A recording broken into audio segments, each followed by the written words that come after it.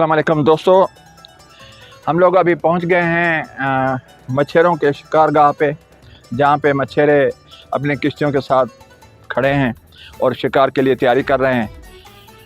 तो आपको ये नज़ारा दिखाते हैं कि अभी यहाँ से जितनी भी ये लॉन्च हैं और बेड़ियाँ हैं यहाँ से निकलेंगी और मछली का शिकार करेंगी।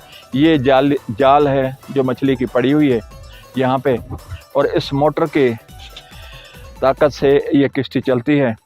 ये दोस्त यहाँ के शिकारी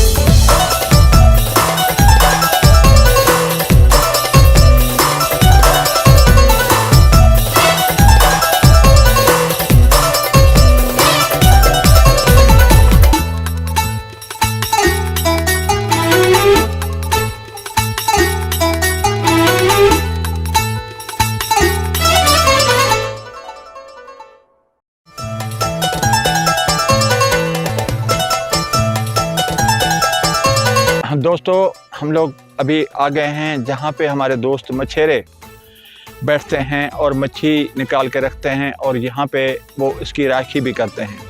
लेकिन आपके नॉलेज के लिए मैं बताता चलूँ कि यहाँ पे जितने भी मछेरे भाई हैं वो सिंध से हैं और सिंध के ठट्ठा से ये ताल्लुक़ रखते हैं और यहाँ पे मलक साहब की निगरानी में यहाँ पे रहते हैं। इनके 200-250 घर हैं यहाँ पे।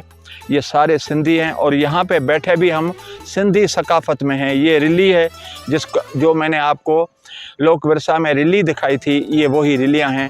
जहाँ भी मेहमान हमारा जाता है तो उसकी इज़्ज़त और एहतराम और तहज़ीम के लिए ये रिली और उसके साथ ये तकिया रख के हमारे सिंधी उसका आदर भाव करते हैं। साईं तव्हां ख़ुशि आहियो, सभु ख़ैर, तबियत ठीकु आहे? साईं तव्हां ख़ुशि आहियो, सभु ख़ैर? साईं तव्हांजो नालो? मोहम्मद असलम साहब। तव्हां घणे अरसे खां हिते आहियो? असां तक़रीबन 86 में हिते आहियूं। 86 में त आहियो। छो भला सिंध छॾे हिते छो आहियो? थोरो सुकून आहे।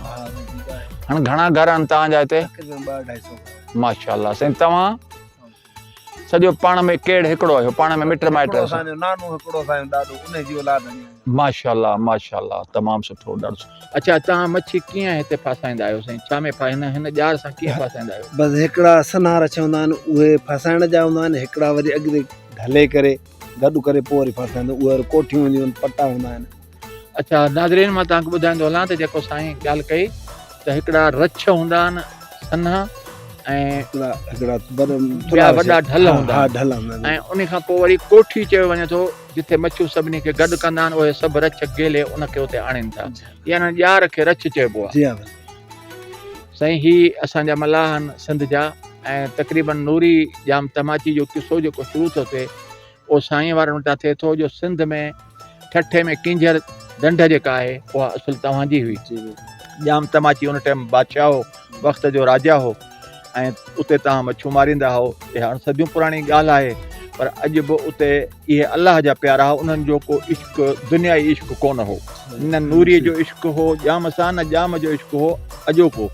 इहे अलाह वारो इश्क़ हो ऐं उन इश्क़ में अॼु नूरीअ जी जेका मज़ार आहे साहिब ढंढ जे विच में आहे। ॾिसो अलाह जो शान, त हुन ॿुॾे बि कान थी। बहितरीन तरीक़े सां जाम जी आसपास में मज़ार आहे ठहियलु, पर मां नूरी जी मज़ार ते वञी स्पेशल दुआ बि घुरंदो आहियां। ऐं असुल सिंध दोस्तो, मां तव्हांखे ॿुधाईंदो हलां त सिंध जा असुल मालिक जेके आहिनि ऐं असुली सिंधी जेके आहिनि से मुहाणा आहिनि। ऐं उन खां पोइ हज़रत आदम अलैहिस्सलाम जी जेका औलाद हुई उन में 5 नंबर जेको पुटु हो साम, ही उन साम जे नस्ल मझां असीं समाट जेके आहियूं से उन जो औलाद आहियूं। हज़रत आदम अलैहिस्सलाम जे 5 पुट जंहिंजो नालो आहे साम ऐं उन जे नाले सां सिंध सड़ी वञे थी। सिंध जेका आहे सा साम आबाद कई ऐं उन खां पोइ मुख़्तलिफ़ क़िस्म जा राजा ईंदा विया, जंहिंमें राजा ॾह अचा। इहा वॾी वसी तारीख़ आहे जेका मां हर प्रोग्राम में तव्हांखे ॿुधाईंदो रहंदुसि। पर साम उहा आहे जेका समाट क़ौम आहे। त ही मलाह समाट क़ौम जा आहिनि हिननि खे बरोच कोन चइबो, समाज चइबो। ऐं असीं बि समाज क़ौम जा जेके माण्हू आहियूं से साम जो औलाद आहियूं। उनखां पोइ जेका सिंध में आबादी थी उन में बरोच बि आबाद थिया। पंजाब खां आया, अफ़गानी आया, तुर्खानी आया, कई क़ौमूं आहियूं जेके अॼु वक़्तु असांजे सिंध में आबाद थी ऐं ज़म थी वियूं असां सिंधियुनि सां। पर बेसिकली सिंध जा वारस जेके आहिनि से ही मलाह आहिनि जेके अॼु बि कराचीअ मंझि हिननि जी हिकिड़ी वसी कहाणी आहे जेका मां तव्हांखे ॿुधाईंदुसि। इंशाअल्लाह ताला तव्हांखे ॿुधाईंदुसि त हिन मलाहनि जो जेको घर कराची में हो उते हिकिड़ो वॾो मांगर मछ हो। उन अलाए केतिरा माण्हू खाधा ऐं मारिया। उन में 7 भाइर हुआ जंहिंमें हिकिड़े भाउ जेको नंढो हो उनजो नालो हो मोरड़ो ऐं 6 भाइर उन जा हू मांगर मछ खाई वियो। 7 भाउ चयो त हाणे 6 मुंहिंजा भाइर खाइजी विया आहिनि, बहितर आहे त मां बि पंहिंजे भाइरनि जो प्लान वठां, या मांगर मछ मूंखे खाए या मां मांगर मछ खे खावां। पोइ उन टाइम जे राजा खे चयो त तूं मुंहिंजी मदद कर त मां मांगर मछ खे मारियां त तव्हां मूंखे ॿाहिरि कढो। पोइ उन्हनि हिकिड़ी पेटी ठाही अहिड़े क़िस्म जी जंहिं महिल हू साहब खणी सघियो पिए ऐं हू अंदरि जीअं समुंड में घिड़ियो त मांगर मछ हुनखे गिड़कियो।